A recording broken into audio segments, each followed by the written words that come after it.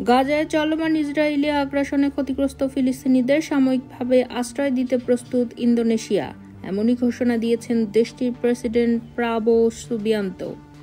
মঙ্গলবার জাকার্তা এক অর্থনৈতিক অনুষ্ঠানে তিনি বলেন, প্রথম দফায় প্রায় 1000 ফিলিস্তিনিকে গ্রহণ করা হতে পারে। তিনি জানান, ফিলিস্তিনি এবং সংশ্লিষ্ট পক্ষগুলোর সঙ্গে দ্রুত আলোচনা করে প্রক্রিয়া শুরু করতে পররাষ্ট্র মন্ত্রণালয়কে নির্দেশ দেওয়া হয়েছে।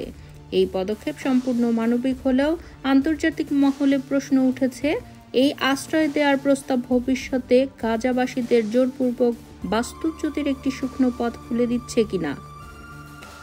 প্রেসিডেন্ট প্রাবোও বলেন, এই মানুষগুলো তাদের ক্ষতির নিরাময়ের আগ পর্যন্ত ও গাজার পরিস্থিতি স্বাভাবিক না হওয়া পর্যন্ত ইন্দোনেশিয়ায় থাকতে পারবে। এটি মানবিক দায়িত্ব।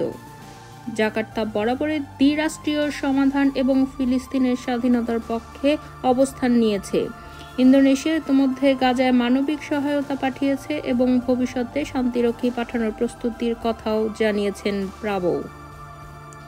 তবে এই ঘোষণার কিছুদিন আগেই মার্কিন সাবেক প্রেসিডেন্ট ডোনাল্ড ট্রাম্প ফিলিস্তিনিদের স্থায়ীভাবে গাজা থেকে সরিয়ে দেওয়ার প্রস্তাব দিয়ে বিতর্ক সৃষ্টি করেন। সে প্রেক্ষিতে ইন্দোনেশিয়ার পররাষ্ট্র মন্ত্রণালয় কড়া বিবৃতি দিয়ে জানান, জোরপূর্বক বাস্তুচ্যুতি কোনোভাবেই গ্রহণযোগ্য নয়। এই পরিপ্রেক্ষিতে প্রেসিডেন্টের আশ্রয় সংক্রান্ত মন্তব্য যেন একদিকে মানবিক আশ্বাস, অন্যদিকে বিতরণের সম্ভাব্য পথ তৈরির ইঙ্গিত, এমনই দ্বিধা তৈরি করেছে বিশ্লেষকদের মধ্যে।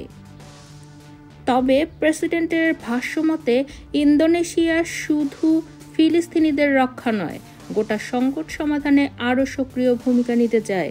তিনি বলেন, ফিলিস্তিনিদের নিরাপত্তা ও স্বাধীনতা রক্ষার অঙ্গীকার আমাদের জাতীয় নীতির অংশ।